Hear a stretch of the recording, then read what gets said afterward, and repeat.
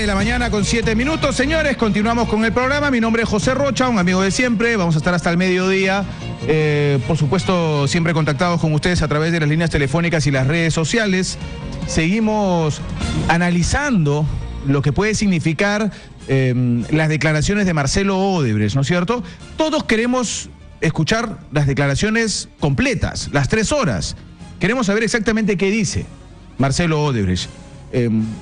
Pero tenemos que hacerlo con un punto de vista analítico, ¿ya? Y no podemos empezar, como mucha gente ya empezó a decir, no, con respecto a esto sí le creo, con respecto a esto no le creo.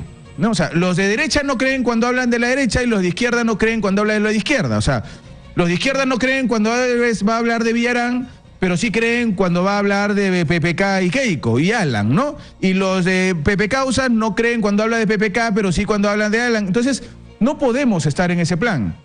O creemos en la delación, creemos en las versiones de Marcelo Odebrecht que se supone deben ser sinceras, porque si no, pierde el tema de la delación, eso es lo que han informado por lo menos, o no le creemos nada, pues, y bueno, esperemos sentados la investigación que se realice desde el Ministerio Público en el Perú.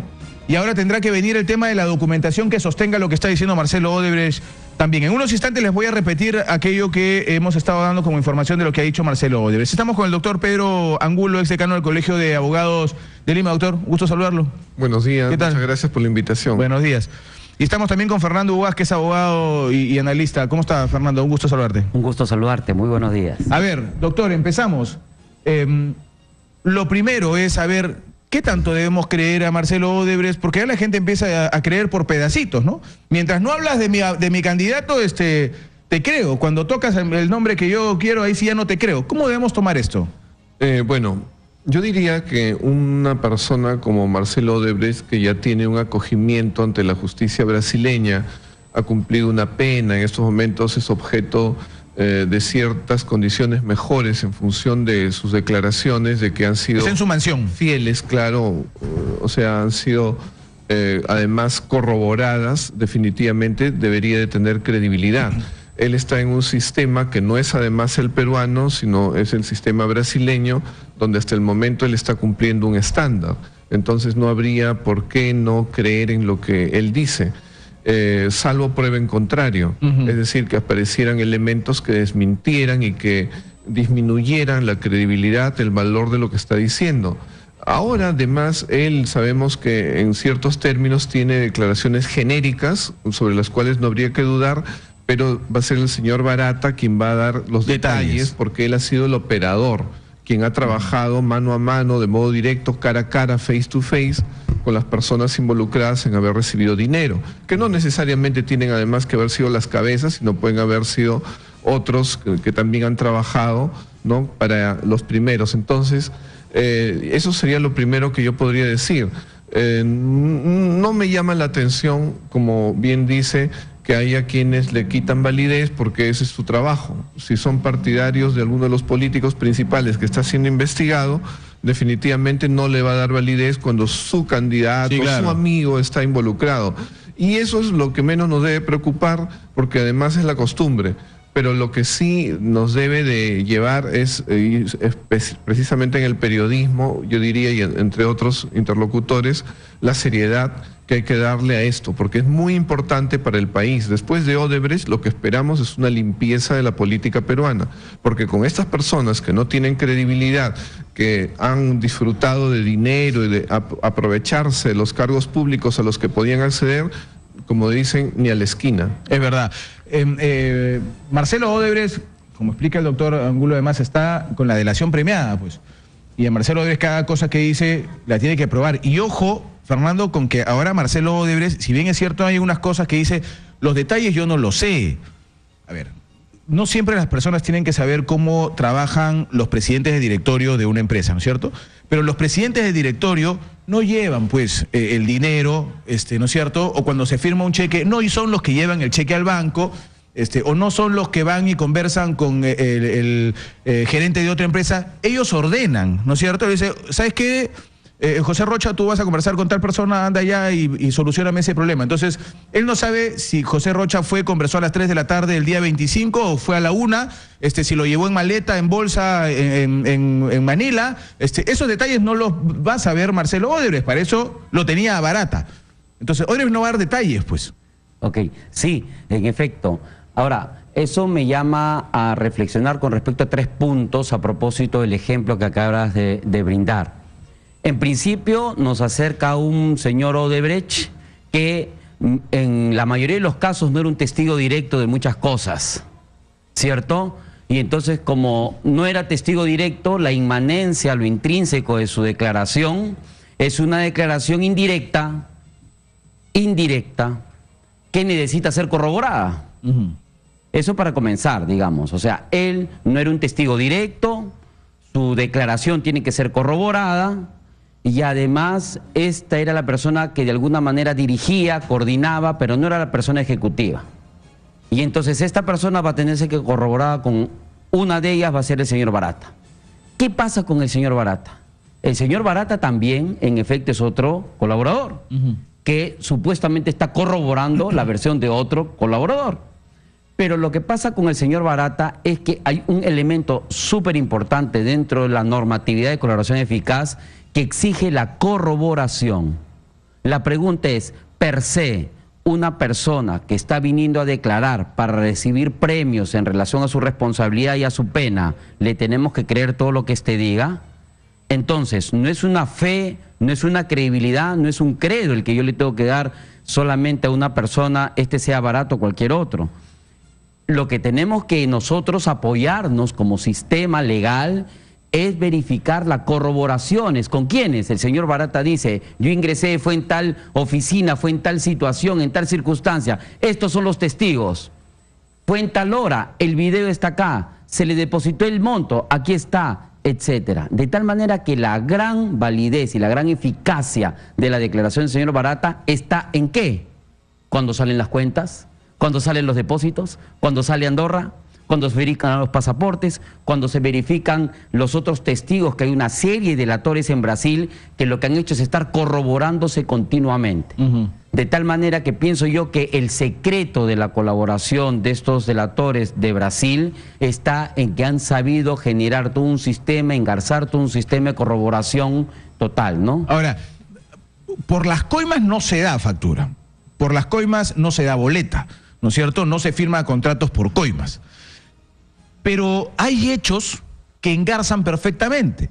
Por ejemplo, si el señor Barata llegó cuando él dice que entregó dinero, ahí el ingreso, la salida del país, ¿por qué la entregó? La entregó por interoceánica. Porque ¿qué tenía que ocurrir de trucho en el tema de la interoceánica? Tenían que ocurrir estos hechos, estas normas tenían que darse y yo por estas normas pagué. ¿Se dieron las normas? ¿Se firmaron tal y como lo está diciendo Barata? O sea, hay una serie de cosas que sirven para corroborar las versiones de Odebrecht y Barata, doctor Angulo. Así es. A lo que usted se refiere son a los elementos indiciarios, ¿no? Aquellos casos que no son, como ha dicho Fernando, el documento al cual se refiere Barata, la casa con la descripción que dice dónde nos reunimos, en el caso de Humala, ¿no? Sino temas indirectos. Por ejemplo, la dación de una norma, la firma a los días después de presuntamente haber entregado el dinero de cierto contrato, etcétera, o de una adenda. Entonces, hay de esos tipos de corroboraciones. Unas van a ser directas con otros testigos que van a decir lo mismo y van a ratificar lo que dicen tanto Odebrecht como Barata, pero también van a haber elementos indiciarios, ¿no? Coincidencias. Por ejemplo, podría ser en las agendas de Nadine. Entonces, en ese sentido, sí, ambos elementos van a ser válidos para corroborar lo principal, que son las declaraciones, para que no sean solamente artículos de fe, en los cuales sí tenemos que creer mientras no haya, pues, contraprueba, ¿no? Es decir, elementos contrarios o que se desprendan o que sean directos, ¿no? Ahora, habrá que saber también en un proceso qué tan importa o qué porcentaje importa este tipo de declaraciones y delaciones. Lo que además corrobora, digamos, y lo que se ha referido Fernando Ugaz, es que se genera un entretejido donde todo es coherente, donde todo es lógico, donde todo es razonable, y entonces, ¿por dónde le meto la aguja para generar la duda? No se puede, ¿no? Hay un tema interesante cuando uno habla de prueba por indicios, ¿no? Se supone que debe existir un conglomerado de material probatorio que al momento de hacer la comparación esto se vuelve intrínseco y coherente. Pero no necesariamente por el hecho de tener varios indicios yo tengo toda una narración coherente. No necesariamente porque tenga junto a 5 tuberculosos yo hago un Hércules. De tal manera que hay casos y casos. Por ejemplo, cuando se habla de tema indiciaria, hay tema indiciaria, pero puede ser un tema testimonial, documental, corroborativo, ¿no? Por ejemplo, la caja 2 de Odebrecht. La caja 2 de Odebrecht no era el lugar internacional desde donde salían todos los depósitos para todos los lugares. Sí, claro, la coima. Entonces, ese es un tema concreto y puntual, ¿no? Porque se hablaba de no hay voucher de coima, ¿no? Pero acá estamos hablando de una empresa internacional globalizada donde tienen que registrar y tener ordenado las cosas, porque estamos hablando que sus coimitas no eran de 10 soles, sino, no, eran millonarias, ¿no? Pues.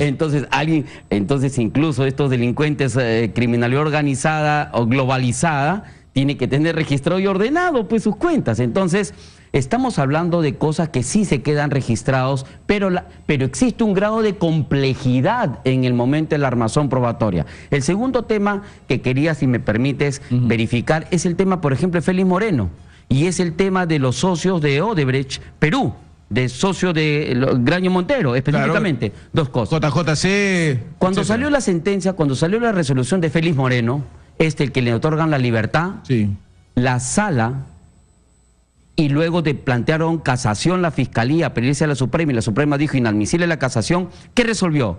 Resolvió que no basta con la declaración del señor colaborador, que algunos dicen que es Gil Chavid, otros dicen que es Barata, etcétera, sino que tenemos que verificar una serie de otra data. ¿Para qué? Entonces se pregunta, ¿basta con que el señor declare? ¿Basta con lo que diga? Como al señor todo el mundo le ha creído en Brasil y tiene tanta fama, ¿ya tenemos que creerle?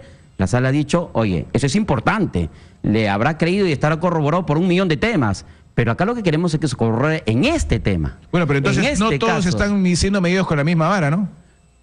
Entonces yo creo que lo que tenemos que hacer es que en cada caso exigir los niveles de corroboración tal que permita que se afiate este tema y se asegure el tema de justicia. Con respecto a los temas de Graña y Montero, se dice que con respecto al tema de PPK, por ejemplo, se dice que sus montos de dinero fueron montos de dinero pagados por consultorías y pagados, ya sabemos los temas, que cuando le pagaron por las consultorías, él era presidente del Consejo de Ministros, sí, además tenía función en entidad privada de privatización, además era miembro del CAM, como dice el señor Víctor Andrés García Belonde, etcétera, una serie de elementos indiciarios. Pero dice algo, el señor... los de Odebrecht dicen, pero ojo, ese dinero no es ilícito. Ojo, ese dinero no vino de la caja 2. Ese fue un trabajo legítimo y se lo pagamos. Pregunta. Ahí sí, pero si él era ministro no podía hacerlo. Ok.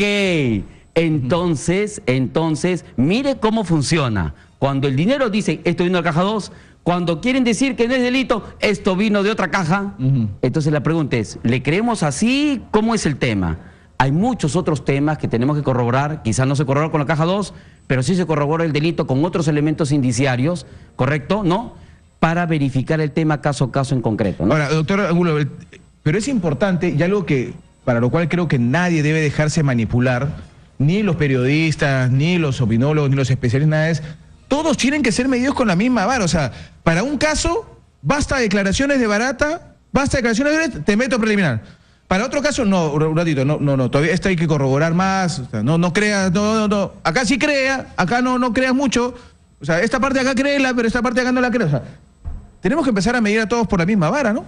No, definitivamente. Ahora, nosotros cuando tenemos un testimonio de una persona que debe de tener credibilidad, porque si no se está poniendo la soga al cuello, la realidad es que habría que creerle. O sea, porque tenemos un testimonio directo. Cuando nosotros construimos elementos indiciarios, ahí tenemos que tener más cuidado. Ahora, acá hay casos en los cuales tenemos testimonios directos y además elementos indiciarios. Esos elementos indiciarios se vienen a sumar. Lo difícil es cuando solo tenemos indicios y de esos indicios queremos construir una prueba. Se puede, pero hay que tener exigencias porque si no se incurriría en errores. Digamos, en el tema de dinero. El tema de dinero, nosotros sabemos que los peruanos somos muy descuidados, pero la pregunta es ¿por qué hay unas agendas y por qué hay registro de dinero? ¿Por qué hay deudas? Porque ahí me tienen que pagar. Yo sería suicida si tengo una cantidad importante de dinero y no apunto porque después me dejan de pagar. Entonces, igualmente, en el tema contable, el tema contable es un tema que tiene sus reglas. Por eso es que se sospecha que en el tema de Keiko, y fue lo que justificó el allanamiento por parte del Ministerio Público, supeditado a la decisión del juez, hay una contabilidad paralela. Porque tendría que haber, en el caso de Odebrecht, nosotros vemos que ese dinero que estaba para coimas también tenía un registro, estaba nominado, o sea, se sabía qué dinero ingresaba porque también era un tema de deudas, toma que te doy. Entonces, no es tan fácil hablar como que eso está en el aire, ¿no? O sea, hay contabilidades y esas son reglas de la experiencia. Las reglas de la experiencia vienen a ser juicios que ya se han dado en un montón de casos. Y uno tiene que saber que hay reglas de la experiencia para cuando se dan los indicios, aplicarlas. Entonces uno las sigue con cierta seguridad.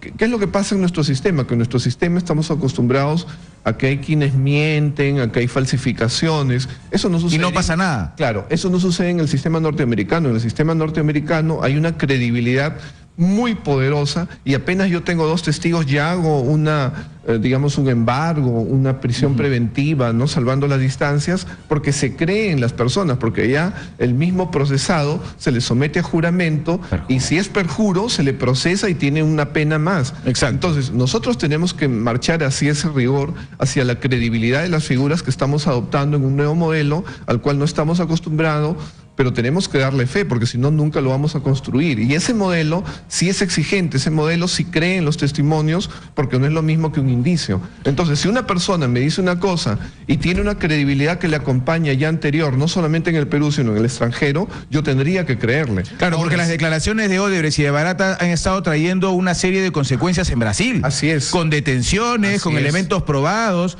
Pero no tendría ningún sentido que ahora se le ocurra mentir, ¿no? O sea, claro. ¿Sabes qué? Voy a fregar a los peruanos, voy a mentir para ellos. Es como no tendría mucho sentido. Acá se recuerda a Matilde Pinchi Pinchi, ¿no? Sí, en claro. su época, porque ella fue favorecida, ella era una testigo de privilegio, porque precisamente estamos hablando de personas que hayan incurrido en la comisión de los delitos, que pueden ser autores, que pueden ser cómplices, pero que conocen que no hay otra manera sino de privilegiar sus declaraciones.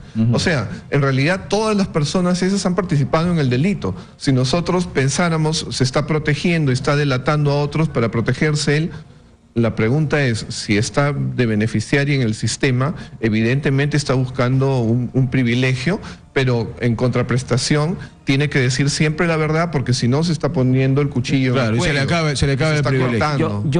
Yo creo que hay varios temas ahí para reflexionar, ¿no? Primero, con respecto a la oportunidad de la declaración. Por un lado se argumenta que no se dijo hace bastante tiempo, desde el día 1, tal o cual cosa, porque supuestamente estas declaraciones estaban en reserva, y si en el Perú no se le daba las garantías al señor Barata, al señor Odebrecht, entonces estas declaraciones no se iban a permitir. Brasil cumplió un papel de protección de sus colaboradores para ello. Entonces, desde un inicio, esta situación no se ha mostrado, no se sabe si se dijeron de un inicio o no se dijeron de un inicio. Entonces, la administración de información que se ha tenido con respecto, no sé si al Ministerio Público Extranjero o al Nacional, es algo real. Ha habido una administración de información que gota a gota está saliendo, no sabemos si con justificación o injustificación. Ese es un tema real y concreto. Lo segundo es, a mí me parece que es un dato objetivo este tema, de algunos le creo y otros no le creo, o si no, con este mismo material probatorio, algunos meto preso y algunos no meto preso. Exacto. Y yo creo que eso es un dato objetivo y real, porque errar es humano también, y es bueno admitirlo, no es solamente un tema externo. El tema de la prueba por indicios no es cierto, no es correcto, que solo tiene que ver con el dato externo, porque hay alguien que lo valora e infiere. Se dice, por ejemplo, señor socio de Odebrecht, si usted tiene bastante plata y tiene bastantes recursos, señor Graña y Montero, usted va a prisión porque tiene bastante plata para cobrar. Por lo tanto, sacamos nosotros las conclusiones que nuestras prisiones están llenas de gente que tiene harta plata. ¿Es cierto eso? ¿No es más bien al revés? Que justo la gente que no tiene trabajo, no tiene arraigo, no tiene dónde demostrar sus recursos económicos, no tiene arraigo, no tiene trabajo o es pobre, ¿no es que está presa? Entonces, la pregunta es, el dato indiciario es el mismo. ¿Tienes o no tienes plata? La pregunta es, cuando tienes plata, te meto preso porque te vas a jugar. Y si no tienes plata, no tienes arraigo, te meto preso. Bueno, Entonces, pero es que no te meten preso porque tienes o no tienes plata, te meten preso porque tienes o no, en este caso en particular, la posibilidad de fugar. la pregunta es, por ejemplo, vamos al ejemplo, sigamos el ejemplo. A los señores socios de Odebrecht, y te pongo un ejemplo porque es el más cercano, es uno de los más cercanos, es uno que está en apelación. Y yo no soy abogado de ninguno de ellos, por si acaso. Los señores socios de Odebrecht le dijeron, correcto, al sistema, le dijeron, oye, ¿tú me estás investigando? No. Este proceso está con los que resulten responsables. Luego de medio año, ¿tú me estás investigando? Toda la prensa dice que me estás investigando. No, no te estoy investigando. Déjame a mí investigar tranquilo, a ti no.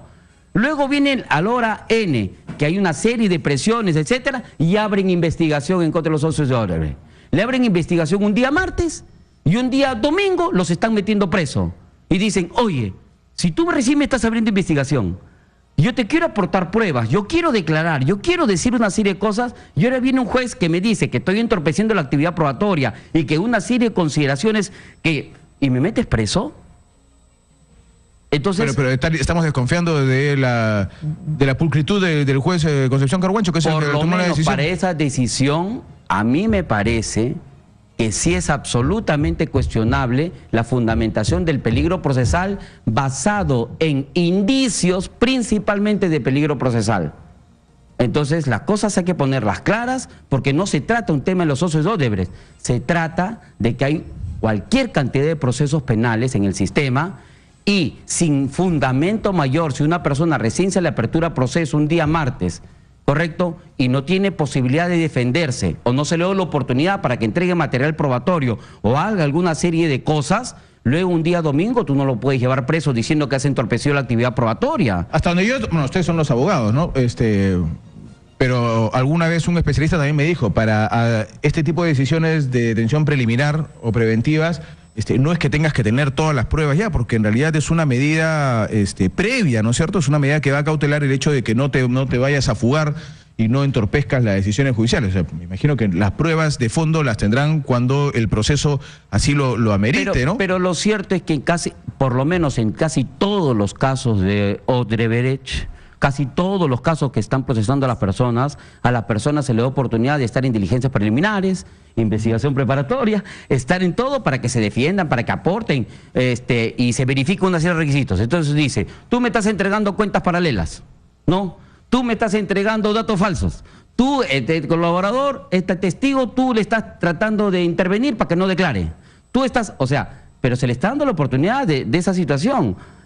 Casos anómalos que no se deben permitir ni porque tiene plata ni porque no tiene plata, porque es un tema legal, no te doy la posibilidad de defenderte, no estás dentro de una investigación, por lo menos formalmente hablando, y luego te meto preso. La pregunta clave, antes que me gane el tiempo, doctor Angulo, sería, por estas declaraciones de Marcelo Odebrecht, atando cabos, ¿podría pedirse una detención preliminar para quienes Marcelo Odebrecht ha dicho con certeza de que sí apoyaron en las candidaturas? Keiko Fujimori, Alan García, por ejemplo.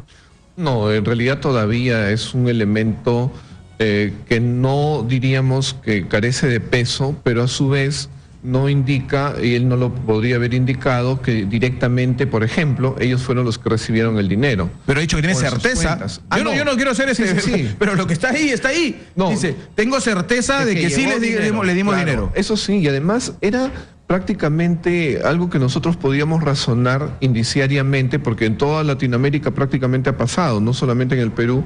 Y digamos, si él se llegó directamente, como él era la costumbre, una regla de la experiencia para estos casos es que ellos llegaban a la cabeza. Como decían, ellos no hablaban con los payasos, sino buscaban al dueño del circo. No directamente, necesariamente a él en su mano le daban la plata, pero sí buscaban. Ahora, vínculos con Alan García creo que están de más, o sea, el señor Barata iba... Sí, son como 18 visitas. También, por supuesto, entonces ahí no hay nada que dudar. Con Keiko hay una diferencia porque no se les vincula de manera directa. Excepto a una reunión donde es pública, ¿no? Pero los otros sí eran interlocutores, entonces la manera en que se hizo de llegar el dinero, todavía tendrían que existir algunas otras corroboraciones para tener una medida. Ahora, nosotros sabemos que en la justicia peruana pues hay diversos criterios, ¿no? Y también hemos visto que inclusive en el Ministerio Público ha habido contradicciones, porque al mismo colaborador le estaban abriendo un proceso por otro lado que han tenido que archivar para que sea un colaborador. Esas cosas tiene que haber coordinación. Igualmente está mal que surja información que parece que se quieren defender y entonces filtran. Eso tampoco debe suceder porque es un mal manejo. Tiene que haber coordinación, tiene que haber reuniones para que se unifiquen los criterios, para que con los mismos elementos de juicio se genere un estándar, ¿no? Que haya predictibilidad, que en estos momentos todavía no hay. Son cosas que se tienen que corregir. Muy bien, caballeros, muchísimas gracias. Gracias por estar con nosotros y habernos analizar este tema. Gracias al doctor Fernando Ugas, al doctor Pedro Angulo por habernos acompañado. Muchas Muy gracias. Gracias. Voy al corte, 9 de la mañana, 32 minutos. Regreso para seguir analizando este tema y al volver les voy a leer una vez más qué es lo que ha dicho Marcelo Odebrecht en esta delación allá en Curitiba, Brasil. 9:32, corte, regresamos.